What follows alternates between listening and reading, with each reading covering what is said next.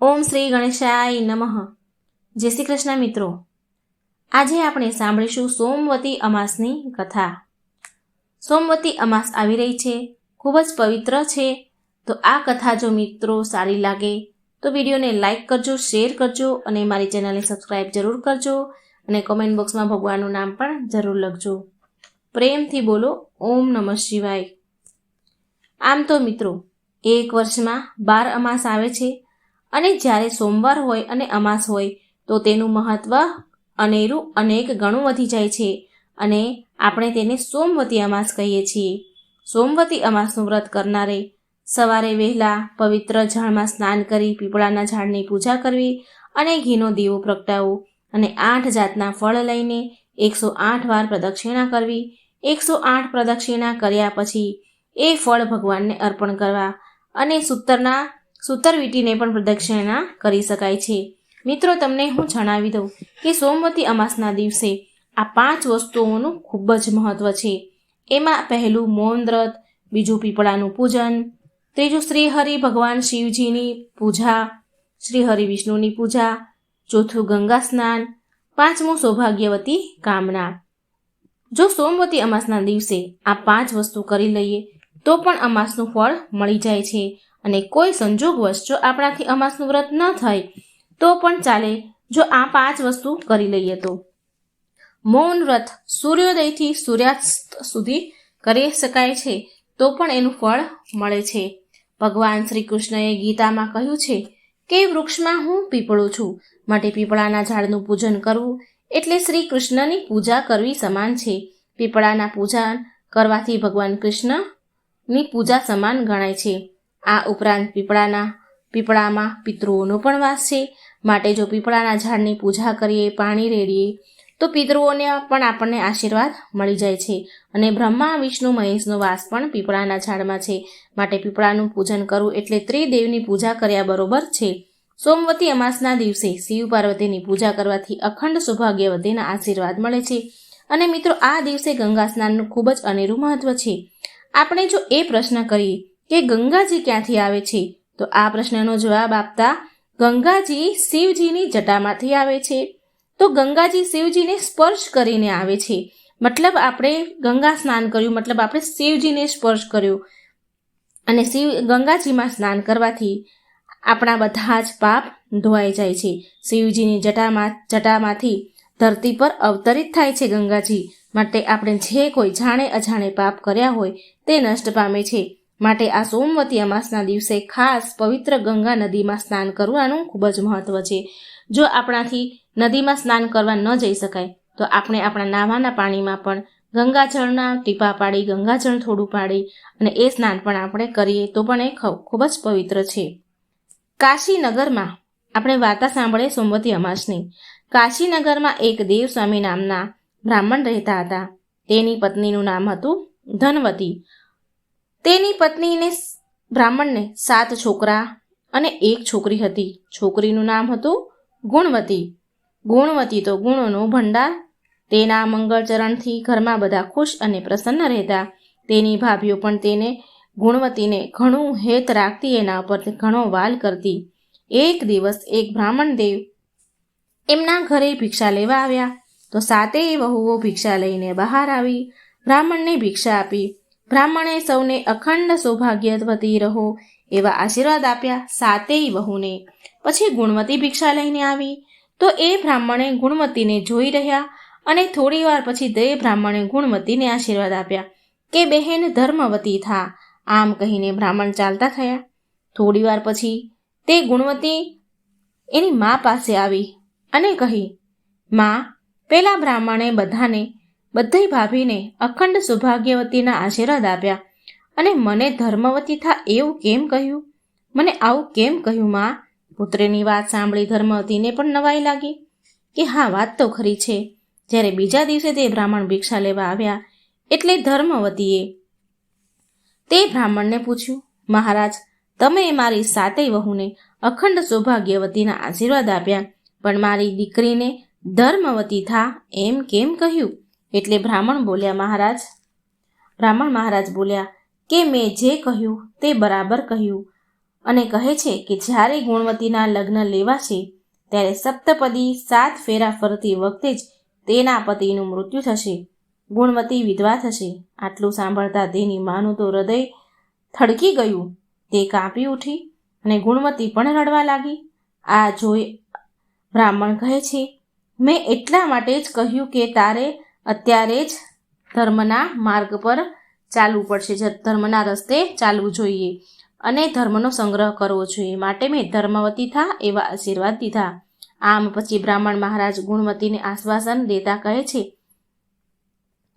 ત્યારે ધર્મવતી ગુણવતીની માં બ્રાહ્મણને કહેવા લાગ્યા કે મહારાજ, અમને એવો ઉપાય બતાવો કે જેથી મારી ફૂલ જેવી દીકરીને રંડાપામાંથી બચી જાય, તેને વિધવા થઈને જીવન ન જીવવું પડે.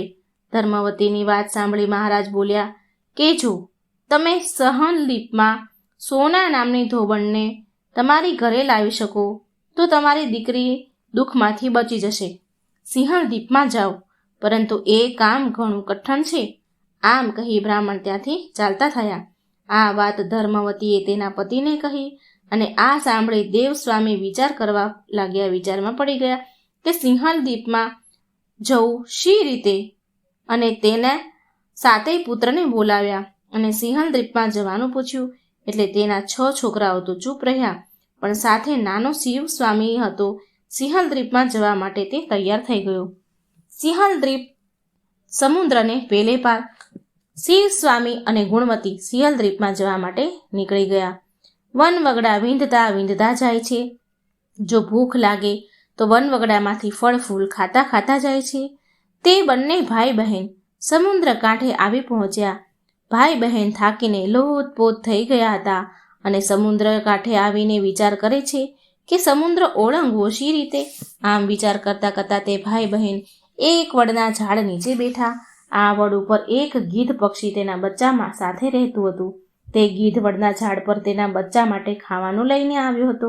તે ગીધ તેના બચ્ચાને કહે છે, આજે તો હું તમારા માટે સરસ ખાવાનું લાવ્યો છું, પેટ ભરીને ખાઓ મારા બચ્ચાઓ. એટલે બચ્ચા બોલ્યા, અમારે કંઈ જ ખાવું નથી. એટલે ગીધ બોલ્યો, અરે અરે, એવું શું છે? આટલું સરસ ખાવાનું તમે ખાવાનું કેમ ના પાડો છો? એટલે બચ્ચા બોલ્યા કે આ ઝાડ નીચે જે બેઠા છે તે બંને ભાઈ બહેન કેટલાય દિવસથી ભૂખ્યા છે. તેને ખવડાવ્યા વિના અમારું પેટ કેમ ભરાય માં? બચ્ચાનો આવો અતિથિ ભાવ જોયો, અતિથિ પ્રત્યેનો આવો પ્રેમ જોઈ તે ગીધ વનફળ ઉપાડી લાવ્યો અને તે ભાઈ બહેનને આગળ મૂક્યા. ગીધને જોઈને શિવ સામે બોલ્યા, હે ગીધરાજ, અમારું કામ ન થાય ત્યાં સુધી અમને ખાવાનું ગળે કેમ ઉતરે? અમને ખાવાનું ગળે ઉતરે એમ નથી. અમારે સિંહણદ્વીપમાં સોના ધોબણને ઘરે જવું છે. કોઈ ઉપાય બતાવો તો સારું. આ સમુદ્ર અમે કેવી રીતે પાર કરીશું? આ સાંભળી ગીધ બોલ્યો, તમે ચિંતા ન કરો, હમણાં જ તમને સિંહણદ્વીપમાં પહોંચાડી દઉં છું. તમે નિરાતે જમી લો. ગીધની વાત સાંભળી ભાઈ બહેન મનને શાંતિ વળે છે. મનને શાંતિ થઈ અને વનફળ ખાઈ લીધા. આ ગીધ સામાન્ય ગીધ ન હતો. આ ગીધ જો ધારે ને તો 10 માણસોને સામટા ઉપાડી શકે તેવો બળવાન હતો. તેણે પોતાની પીઠ ઉપર ભાઈ બહેનને બેસાડી દીધા અને તે આકાશ માર્ગે ઉડવા લાગ્યો. ગીધ ઘડીક વારમાં જ ઉછળતા સાગરને પહેલે પાર પહોંચી ગયો અને સોના ધોબણના ઘર આગળ બંને ભાઈ બહેનને ઉતારી દીધા. સવાર થવાની હજી વાર હતી કે ભાઈ બહેન વિચાર કરી રહ્યા હતા કે હવે શું કરવું. ગુણવતીએ કહ્યું, ભાઈ, આપણે સોના ધોબણને કઈ સેવા ચાકરી કરીએ તો સોના ધોબણ રાજી થાય. આમ વિચારી ગુણવતીએ તેના ઘર આંગણામાંથી કચરો કાઢવા માંડી. શિવ સ્વામી કુવેથી પાણી ભરી લાવ્યો. ગુણવતીએ સોના ધોબણનું આંગણું સ્વચ્છ કર્યું, લીપી દીધું અને સૂર્ય ઉગે તે પહેલાં તે દૂર જઈને બેઠા. સવાર પડી સોના ધોબણ આળસ મરડીને ઉઠી. તે ઘરની બહાર નીકળી અને તેણે આંગણું જોયું તો તેના આશ્ચર્યનો પાર ન રહ્યો. તે ઊભી વિચાર કરવા લાગી, અરે, મારું આંગણું લીપ્યું કોણે? તે વિચારમાં પડી ગઈ, પણ કંઈ સમજ ન પડી. આમ રોજ ભાઈ બહેન નિત્ય સવારે સોના ધોબણનું આંગણું લીપવા લાગ્યા. એમના ઘરના પાણી ભરવા લાગ્યા. સોના ધોબણ રોજ સવારે જુએ અને નવાઈ પામે. અને આજે તો રાત્રે જાગતી બેસી રહી. સોના ધોબણ એ વિચાર્યું કે હવે તો હું જોઈને જ રહીશ કે આ કોણ કરે છે. એટલે એક રાતે એ જાગીને બેસી રહી. તે રાતનો છેલ્લો પહોર હતો. ત્યાં તો સોના ધોબણે બે જણાને આંગણું લીપતા જોયા. સોના ધોબણ દોડી આવીને તેમને પૂછ્યું, ભાઈ બહેન, તમે કોણ છો? મારું આંગણું રોજ તમે શા માટે લીપો છો? શિવ સ્વામી બોલ્યા, હે બ્રાહ્મણ, હું બ્રાહ્મણનો છોકરો છું અને આ મારી બહેન ગુણવતી છે અને તમને તેડવા આવ્યા છીએ. અમે તમારી સેવા ચાકરી કરીને તમને રાજી કરવા માંગીએ છીએ. સોના ધોબણ તો ચિંતામાં પડી ગઈ કે બ્રાહ્મણના બાળકો મારું ઘર લીપે. તે બોલી ઉઠી, ભાઈ, તમે મારા અતિથિ છો, મારે તમારી સેવા કરવી જોઈએ અને વળી તમે બ્રાહ્મણ છો એટલે જો હું તમારી પાસે કામ કરાવું તો પાપમાં પડું. તમારે જે કામ હોય તે મને કહો, હું આનંદથી કરીશ.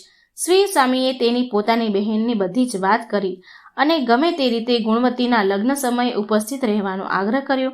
સોના ધોબણે તેના પોતાના દીકરાની વહુને કહ્યું, હું જાઉં છું. જો આપણે ઘરે કોઈ મરી જાય તો હું આવું ત્યાં સુધી સાચવી રાખજો. આમ કહી સોના ધોબણ તેના વ્રતના પ્રભાવે આકાશ માર્ગે ઉડી.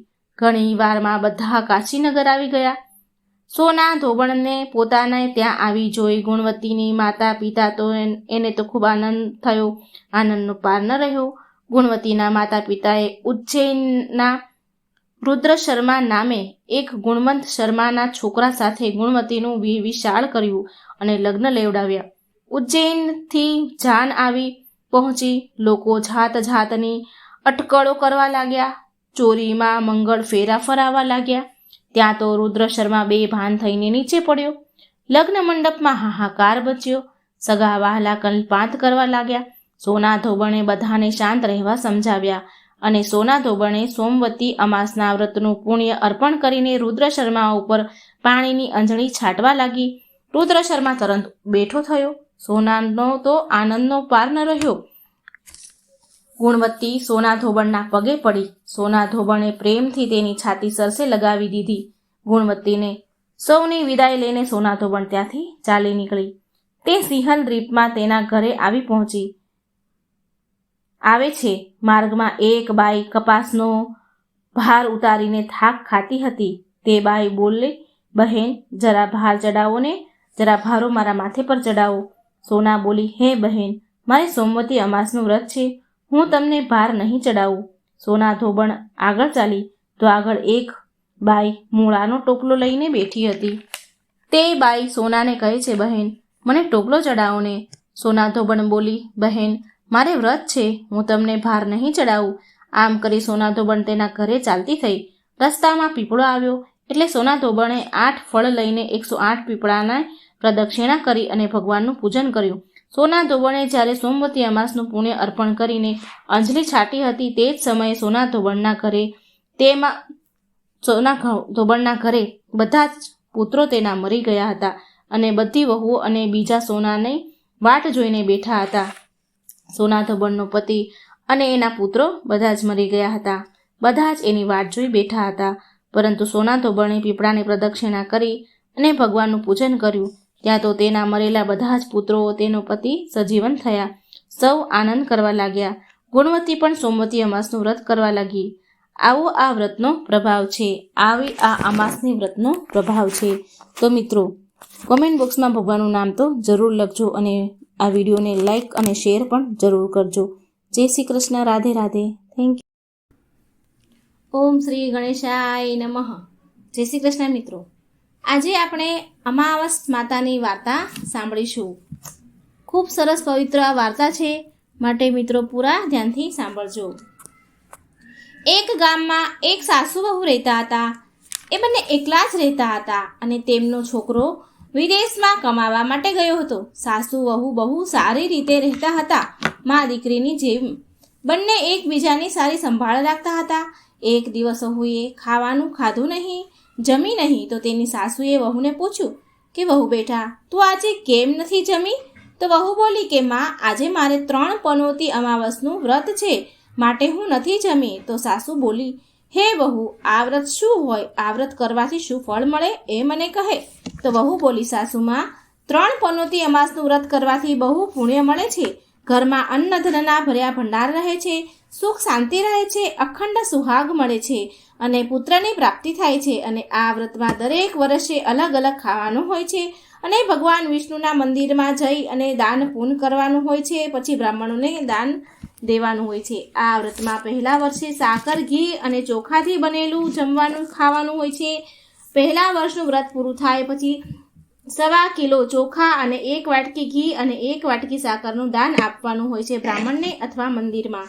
બીજા વર્ષે જવ, ઘી અને સાકરથી બનેલું જમવાનું ખાવાનું હોય છે અને બીજા વર્ષે વ્રત પૂરું થાય તો 1.25 કિલો જવ, 1 વાટકી ઘી અને 1 વાટકી સાકરનું દાન કોઈ મંદિરમાં ચડાવવું અથવા કોઈ બ્રાહ્મણને આપવું. ત્રીજા વર્ષે ગોળ, તેલ અને ઘીથી બનેલી વાનગી ખાવી જોઈએ. જ્યારે ત્રીજા વર્ષનું વ્રત પૂરું થાય તો 1/2 કિલો તેલ, ગોળ અને 1 વાટકી ઘી કોઈ મંદિરમાં આપવું અથવા કોઈ બ્રાહ્મણને દાન આપવું. આને તલ પનોતી અમાવસ પણ કહેવાય છે. પછી વહુ બોલી, જો આ વ્રતનું સંકલ્પ લીધું હોય તો આ વ્રત પૂરું કરવું ખૂબ જ જરૂરી છે. જો પૂરું ન કરી શકાય તો ઘરમાં ઝઘડા અને અશાંતિ આવે છે. ત્યારે સાસુમાં બોલે છે, મારી તો ઉંમર થઈ ગઈ છે વહુ બેટા, પણ તું આ વ્રત કર. અને વહુ આ વ્રતનું આરંભ કરે છે. પણ એક દિવસ વહુથી કોઈના કહેવાથી ઘઉંની બનેલી રોટલી ખવાઈ જાય છે. એણે ઘઉંની બનેલી રોટલી ખાઈ લીધી અને અમાવસ્યા માતા એનાથી નારાજ થઈ ગયા, ગુસ્સે થયા. જે સાસુ વહુ બહુ પ્રેમથી મા દીકરીની જેમ રહેતા હતા, હવે એ બંનેની અંદર ઝઘડા થવા લાગ્યા. આ જોઈને બધા ગામવાળા પણ હેરાન રહી ગયા, કારણ કે આજ સુધી સાસુ વહુ કોઈ દિવસ ઝઘડ્યા ન હતા. અને બંને ઝઘડ્યા તો બધા હેરાન રહી ગયા કે અરે આ શું થઈ રહ્યું છે. સાસુ તેની વહુને કહે છે, જ્યારથી તું મારા ઘરમાં આવી છો વહુ બનીને, ત્યારથી મારા ઘરની લક્ષ્મી ચાલી ગઈ છે. તું અમારા માટે શુભ નથી. ત્યારે વહુ બોલી કે માં, જો મારા આવવાથી તમારા ઘરની લક્ષ્મી ચાલી ગઈ છે તો મને ક્યાં મળશે લક્ષ્મીજી, એ મને કહો, હું લક્ષ્મીને લઈને આવીશ. ત્યારે સાસુમાં બોલ્યા કે તને લક્ષ્મી સમુદ્રની વચ્ચે મળશે, ભગવાન વિષ્ણુના પગ દબાવતા હશે. ત્યારે વહુ કહે છે કે વહુ કહીને ચાલી જાય છે કે જ્યાં સુધી હું લક્ષ્મીજીને લઈ ન આવું ત્યાં સુધી આ ઘરમાં હું પગ નહીં મૂકું. આટલું કહીને વહુ તો મા લક્ષ્મીની શોધમાં નીકળી પડી. ત્યારે તે રસ્તામાં ગઈ તો વચ્ચે એક ગાય માતા એને મળે છે. ગાય માતા વહુને કહે છે કે વહુ બેટા તું ક્યાં જા છો? વહુ બોલ્યા, ગાય માતા, મારા સાસુ મને કહે છે કે મારા આવવાથી ઘરમાં અન્ન ધનની કમી થઈ ગઈ છે અને એના ઘરની લક્ષ્મી ચાલી ગઈ છે, તો હું લક્ષ્મીજીને લેવા માટે જઈ રહી છું. ત્યારે ગાય માતા બોલ્યા, હે બેટા, જો તું જાય છે તો ભગવાનને મારા વિશે પણ પૂછજે. તો વહુ બોલી, ગાય માતા, હું તમારા વિશે શું પૂછું? તો ગાય માતા કહે છે કે જ્યારે પણ મારે વાછડું કે બાળક બચ્ચાને હું જન્મ આપું છું તો એ જીવતા નથી રહેતા, જેવા જન્મે એવા જ મરી જાય છે. તો ભગવાનને પૂછી લેજે કે મારી સાથે આવું કેમ થાય છે, મેં એવા કયા કર્મ કર્યા છે. તો વહુ બોલી, ગાય માતા, હું તમારી વિશે જરૂર એનું નિવારણ પૂછીને આવીશ. આમ કહી વહુ આગળ વધી. હવે આગળ જતા વહુને એક ઘોડી મળી, જેના ગળામાં ઘંટી બંધાયેલી હતી. એ ઘોડી કહે છે, બેટા તું ક્યાં જાય છે? તો વહુએ બધી વાત કહી. તો ઘોડી બોલી કે તું મારા દુઃખનું પણ નિવારણ ભગવાનને પૂછતી આવજે. તો વહુ બોલી, જરૂર પૂછીશ. હા કહીને આગળ વધી. આગળ જતા એક આંધળો અને બહેરો એક વૃદ્ધ માણસ મળે છે. એ પણ વહુને એની સમસ્યા કહે છે અને ભગવાનને પૂછવા માટે કહ્યું. તો વહુ એને પણ હા કહીને આગળ વધી. આગળ જતા વહુને એક ગરડી ડોશીમાં મળે છે, જે હાથ પગથી અપંગ હતા. એ પણ વહુને તેની સમસ્યાને પૂછવાનું કહે છે. તો વહુ એની સમસ્યાને પૂછવા માટે તૈયાર થઈ જાય છે અને એ આગળ વધે. આગળ જતા વહુ બહુ થાકી ગઈ તો એક આંબાના ઝાડ નીચે બેસી જાય છે. તો આંબાનું ઝાડ ખુશ થઈને વહુને કહે છે, બેટા તું ક્યાંથી આવી અને ક્યાં જઈ રહી છો? તો વહુ બોલી કે લક્ષ્મીને લેવા જાઉં છું. તો આંબો પણ તેની સમસ્યા ભગવાનને પૂછવા માટે કહે છે કે મારા ઝાડમાં હંમેશા કેરીઓ ખાટી જ આવે છે, આ વિશે ભગવાનને પૂછતી આવજે ને. પછી વહુએ તેને પણ હા કહી અને પછી આગળ વધી. આગળ જતા વહુને એક તળાવ મળ્યું અને એ વહુને કહે છે કે ભગવાનને પૂછજે કે મારા તળાવનું પાણી આટલું મેલું કેમ છે, કોઈ પણ આ પાણી પીતું નથી. ત્યારે વહુ બોલી, જરૂર પૂછીશ. અને આમ કહીને આગળ વધી. વહુ બહુ દિવસથી જંગલમાં ચાલતા ચાલતા થાકી જાય છે. તેને ભૂખ પણ લાગી હોય છે, પણ તેને ખાધું પીધું ન હતું માટે એ થાકી ગઈ હતી અને પછી એ જંગલમાં બેભાન થઈને પડી ગઈ. એ સમયે ભગવાન વિષ્ણુ અને માતા લક્ષ્મી ત્યાં વિચરણ કરી રહ્યા હતા. તો માતા લક્ષ્મી ભગવાન વિષ્ણુને કહે છે કે હે નાથ, આ તમારી બહુ મોટી ભક્ત છે, તમે આના દુઃખનું નિવારણ કરો. તો ભગવાન વિષ્ણુ કહે છે કે આ સંસારમાં બહુ જીવ દુઃખી છે, બધા જ તેના પોતાના કર્મનું ફળ ભોગવી રહ્યા છે. હું કોના કોના દુઃખનું નિવારણ કરું? તો મા લક્ષ્મી કહે છે, ભગવાન વિષ્ણુને વિનંતી કરે છે અને કહે છે કે આ ભૂખી તરસી છે, અને જો આને અહીં આમ છોડી દઈને ચાલ્યા જઈશું તો આને જંગલમાં જંગલી જાનવરો ખાઈ જશે. માતા લક્ષ્મીની વાત સાંભળીને ભગવાન વિષ્ણુ એક સાધુનું વેશ ધારણ કરી અને વહુની પાસે આવ્યા અને ભાનમાં લાવે છે. વહુ ભાનમાં આવી તો સાધુના રૂપમાં ભગવાન પૂછે છે કે તું આ જંગલમાં કેમ આવી અને ક્યાં જઈ રહી છો? તો વહુએ પૂરી વાત કહી. તો તેની વાત સાંભળીને ભગવાન વિષ્ણુ અને માતા લક્ષ્મી પ્રગટ થયા અને તેની સાથે માતા અમાવસ્યા પણ પ્રગટ થયા. વહુ એના ચરણોમાં પડી વંદન કરે છે. અમાવસ્યા માતા વહુને કહે છે કે બેટા, તે મારા વ્રતને ખંડિત કર્યું છે, માટે તને આ સજા મળી છે. પણ હવે હું તને માફ કરું છું અને તું ઘરે જા. તારું ઘર અન્નધનથી સંપન્ન થશે, તારું ઘર સુંદર મહેલમાં બદલાઈ જશે અને તારી બધી જ મનોકામના પૂરી થશે. આ બધું થયા પછી વહુ તો તેને રસ્તામાં જે પણ મળ્યા હતા એ બધાના દુઃખોના નિવારણ માટે વિનંતી કરે છે. ત્યારે ભગવાન વિષ્ણુ કહે છે કે ગાયે ક્યારેય તેનું દૂધ કોઈને નથી પીવડાવ્યું, માટે તેના બચ્ચા જીવતા નથી રહેતા. તું એનું દૂધ પી લેજે, જેનાથી એના બચ્ચા જન્મ આપશે એવા જીવતા રહેશે. ઘોડી પાછલા જન્મમાં ઘંટી ચલાવવાવાળી અનાજ દળનારી સ્ત્રી હતી. તેણે કોઈને અનાજ દળી નહોતું આપ્યું, માટે તેના ગળામાં ઘંટીના પડ્યા છે. તું એના ગળામાંથી ઘંટી છોડી નાખજે, એ બિલકુલ ઠીક થઈ જશે. વૃદ્ધ માણસ જે આંધળા અવેરા હતા, એણે ક્યારેય ભગવાનના મંદિરમાં નથી ગયા અને ક્યારેય તેને ભગવાનના ભજન નથી સાંભળ્યા. તું એને મંદિરમાં લઈ જજે અને ભગવાનના દર્શન કરાવજે, એ પણ ઠીક થઈ જશે. ગરડી ડોશી જે તને મળી હતી, તેણે ક્યારેય તેની જુવાનીમાં દાન પુણ્ય નથી કર્યા, માટે તેને આ સજા મળી છે. તેના હાથે તું દાન કરાવજે, તેથી તે પણ સાજી થઈ જશે. તે આંબાનું ઝાડ જે કોઈને તેના ફળ નથી ખાવા દીધું, માટે તેના બધી જ કેરીઓ ખાટી હોય છે. તું એ આંબાની કેરી ખાજે, પછી એ આંબા પર મીઠી કેરી આવશે. તળાવનું પાણી પાછલા જન્મમાં દેરાણી જેઠાણી હતા, એ હંમેશા ઝઘડતી રહેતી હતી, માટે તેનું પાણી મેળું છે. તું એનું પાણી પીજે, તે તળાવ શુદ્ધ થઈ જશે. વહુએ ભગવાન વિષ્ણુ અને માતા લક્ષ્મી અને અમાવસ માતાને પ્રણામ કર્યા, આશીર્વાદ લીધા અને ઘરે જવા માટે નીકળી ગઈ. અને રસ્તામાં એને જે પણ મળ્યું હતું એ બધાની સમસ્યાનું નિવારણ કર્યું. ભગવાનના કહેવા પ્રમાણે તેણે કર્યું અને પછી બધાએ તેને આશીર્વાદ આપ્યા. ઘરે જતાં જ તેનું ઘર એક સુંદર મહેલમાં બદલાઈ ગયું અને ઘરમાં અન્ન ધનના ભંડાર ભરેલા હતા. હવે વહુ સાસુમાને કહે છે કે સાસુમા, તમે સાચું કીધું હતું, તમારા માટે હું શુભ નથી. મારા આવવાથી તમારા ઘરની લક્ષ્મી ચાલી ગઈ અને મારા જવાથી તમારા ઘરમાં લક્ષ્મી આવી ગઈ છે. હવે તમે અહીં રહો, હું મરવા જઈ રહી છું. ત્યારે સાસુમાં બોલ્યા કે બેટા, આ બધું તો તારા અમાસના વ્રતનું ફળ છે જે અમને મળ્યું છે. તું અહીં જ રહીશ, તું ક્યાંય નહીં જા. અને સાસુ વહુ ખુશીથી પછી રહેવા લાગ્યા. એક દિવસ તેનો દીકરો પણ વિદેશથી આવી ગયો અને એના દીકરાએ આ બધું જ જોયું. તો એની માતાએ વહુની બધી જ વાત કહી અને પછી આવી રીતે મા, દીકરો અને વહુ ખુશીથી રહેવા લાગ્યા. અમાવસ્યા માતાની કૃપા વરસી વહુ પર. હે અમાવસ્યા માતા, જેવી કૃપા તમે વહુ પર વરસાવી, સાસુ વહુ પર વરસાવી, એવી સૌ પર વરસાવજો. જય અમાવસ્યા માતા, જય હો ભગવાન વિષ્ણુ, જય મા લક્ષ્મી. મિત્રો, આ અમાસની વાર્તા સાંભળજો અને બીજાને પણ સંભળાવજો. કોમેન્ટ બોક્સમાં ભગવાનનું નામ પણ જરૂર લખજો. વિડીયો પસંદ આવે તો લાઇક અને શેર કરજો. ચેનલને પણ સબસ્ક્રાઈબ જરૂર કરજો. જય શ્રી કૃષ્ણ. રાધે રાધે. Thank you. ઓમ શ્રી ગણેશાય નમઃ. જય શ્રી કૃષ્ણ મિત્રો. આજે આપણે સુખી અમાવસ્યાની વાર્તા સાંભળીશું. માતા અમાવસની આ વાર્તા છે, પૂરા ધ્યાનથી સાંભળજો. એક નગરમાં એક રાજા રાજ્ય કરે. તેની પ્રજા બહુ સુખી અને આનંદ અને પ્રેમથી રહેતી હતી. રાજાની રાણી ખૂબ સારી હતી, દયાળુ સ્વભાવની હતી, ધાર્મિક પ્રજા પ્રેમી હતી, ધાર્મિક વૃત્તિની હતી. રાણીના મહેલમાં ખૂબ સુખ, શાંતિ, સંપત્તિ હતું. રાજાના મહેલની સામે એક સાહુકારની હવેલી હતી.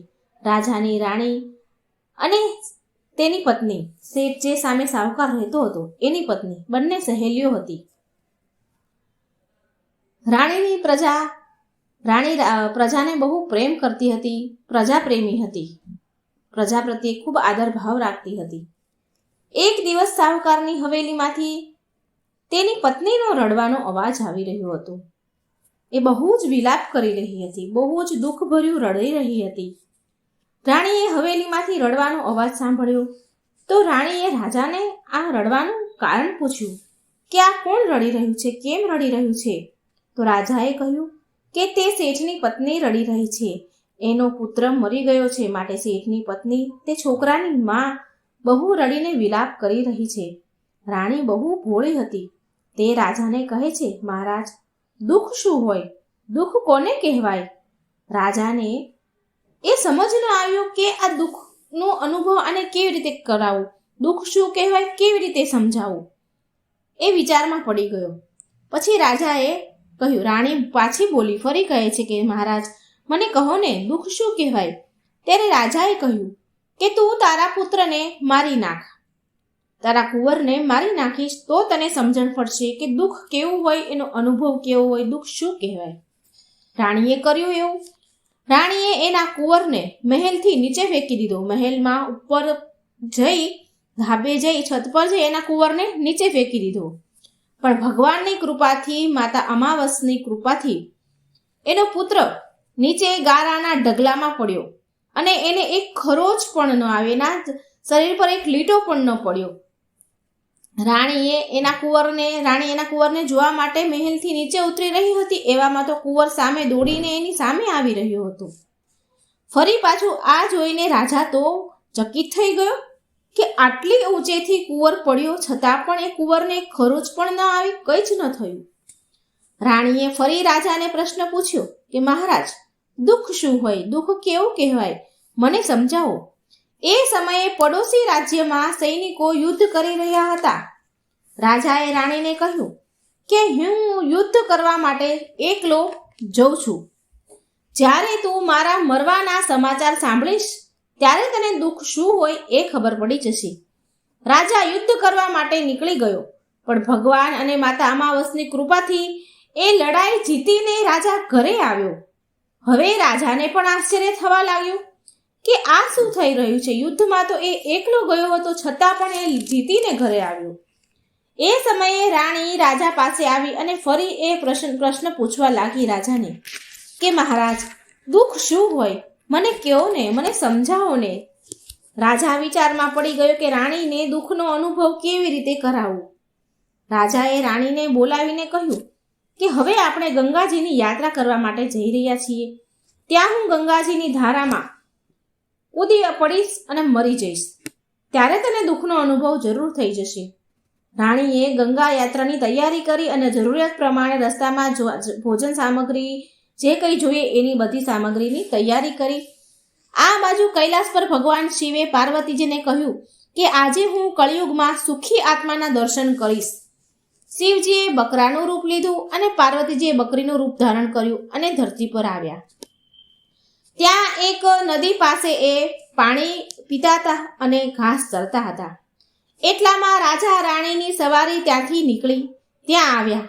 એટલામાં રાજા રાણીને તરસ લાગી અને ત્યાં સુંદર પાણી દેખાયું, સુંદર છાયા હતી ઝાડોની. તો તેણે વિચાર્યું કે આપણે થોડી વાર બેસીને અહીં આરામ કરી લઈએ અને પછી આપણે અહીંથી આગળ વધીશું. રાજાએ ત્યાં એમની પાસે થોડું પાણી હતું, એ પાણી પીધું અને પછી બીજું પાણી ભરવા માટે એ નદીમાં પાણી લેવા ગયા. એ સમયે બકરી બનેલા પાર્વતીજી બકરા બનેલા શિવજીને પૂછી રહ્યા છે કે સ્વામી, આ રાણીને દુઃખ જોવું છે, પણ એને દુઃખ કેમ નથી મળી રહ્યું? આમ મનુષ્યની ભાષા બોલી રહ્યા હતા. મનુષ્યની ભાષામાં ભગવાન શિવજી અને મા પાર્વતી વાતો કરી રહ્યા હતા. મનુષ્યની ભાષા બોલતા બકરીને એ રાણી સાંભળી રહી હતી.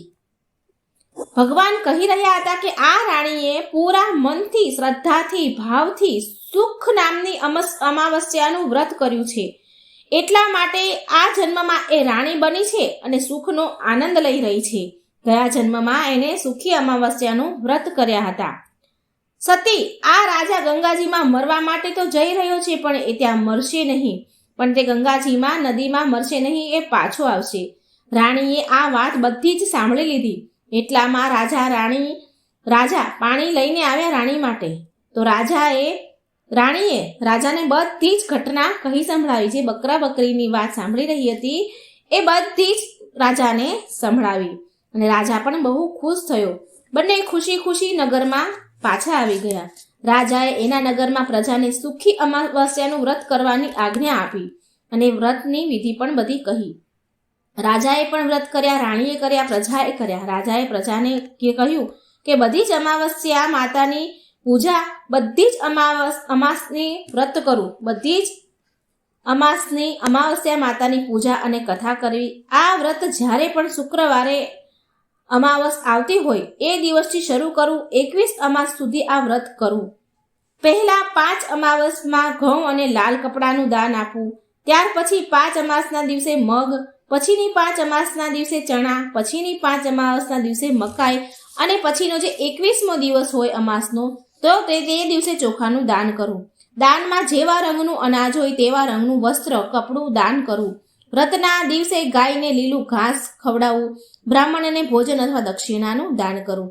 જે મનુષ્ય શ્રદ્ધાપૂર્વક આ વ્રત રાખે છે, અમાવસ્યાનું વ્રત રાખે છે, તેના પર માતા અમાસ અને ભગવાન શિવજીની કૃપા હંમેશા રહે છે. બધા જ દુઃખોથી મુક્તિ મળે છે. જય મા અમાવસ્યા. જે આ વાર્તા સાંભળે એ બધાનું દુઃખ દૂર કરજો. તમારી કૃપા દ્રષ્ટિ રાખજો. જો મિત્રો મારી આ વાર્તા સારી લાગે તો લાઈક કરજો, શેર કરજો અને મારી ચેનલને સબસ્ક્રાઈબ જરૂર કરજો. જય શ્રી કૃષ્ણ. રાધે રાધે. થેન્ક